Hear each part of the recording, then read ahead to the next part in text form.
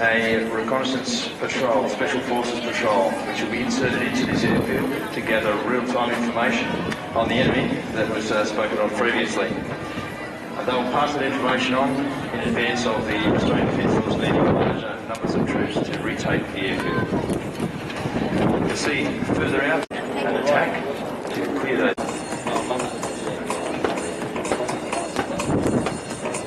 Ladies and gentlemen, we're now at the wrong end of a pair of tigers and things are about to get noisy.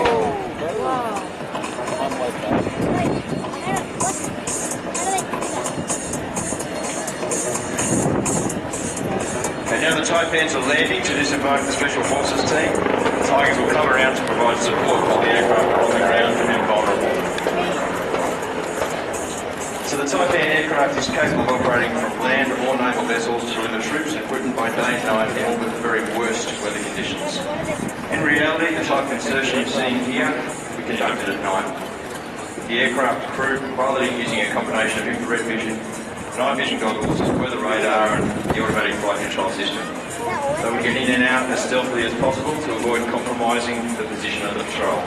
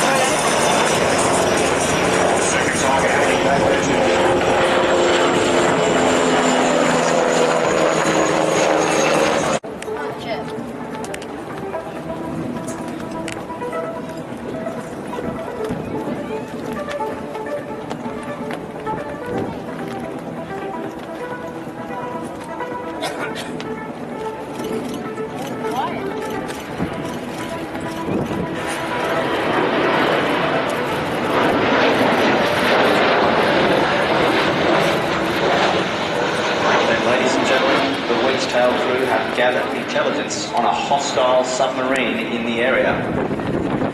Seahawk. The Royal Australian Navy has 24 Romeo helicopters operated by 816 Squadron and 725 Squadrons from HMAS Albatross in Nowra, New South Wales. The Romeo Seahawk, as you can see rolling in now, is equipped with a highly sophisticated combat system and is designed to employ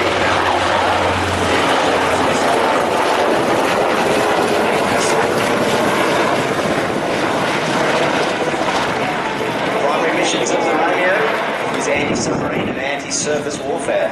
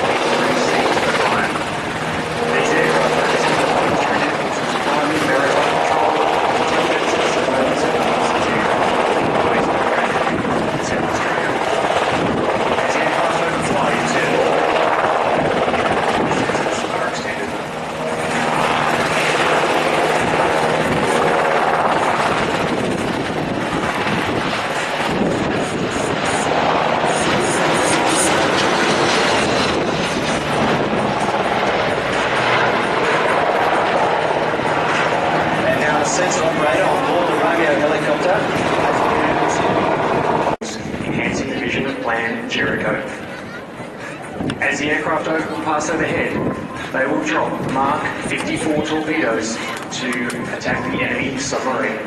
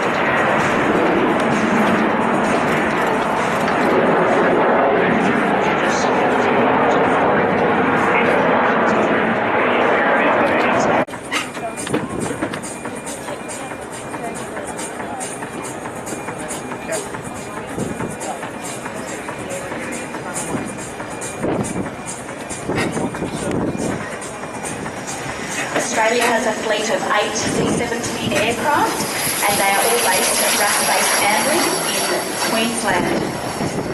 It's a huge size, fast speed and long range arrival.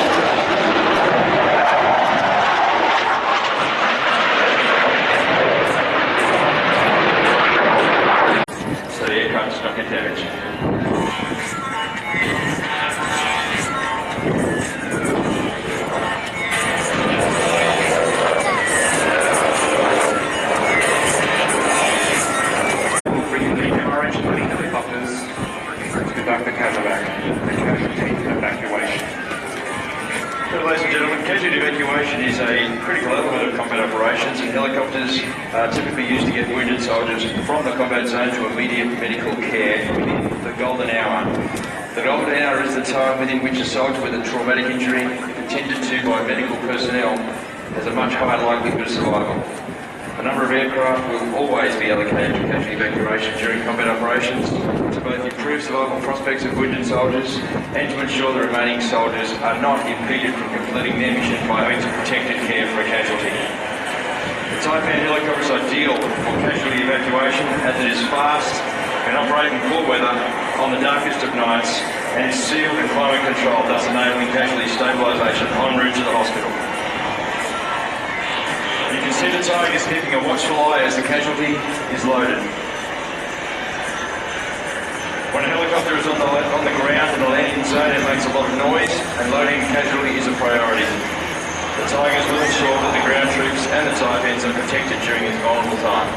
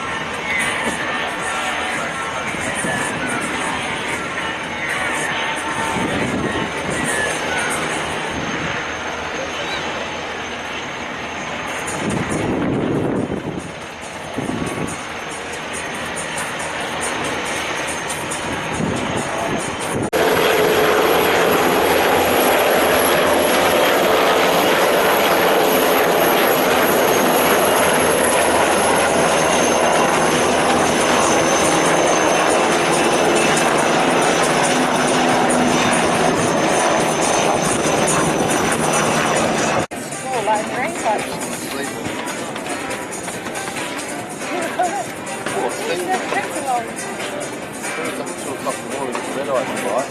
And they fucking delay it. Are you serious? Don't delay red eye. All right, and here they come. Number 1 in the lead, number 2 slightly behind, and you'll see them do simultaneous landing.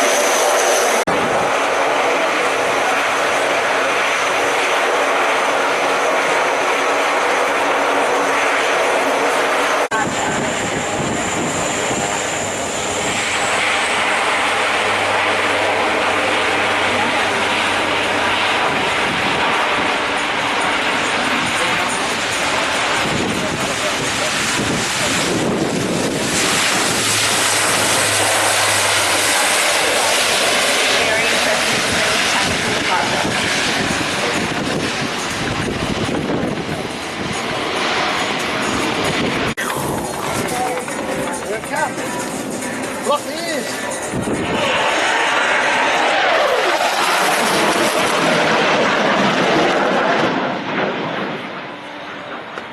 Aircraft can't stay inboard all day. So in the next couple of minutes, you're going to see all of the air assets come back in and land. Now out to the right, the Classic Hornets coming in for their landing first of the Australian Defence Force air assets.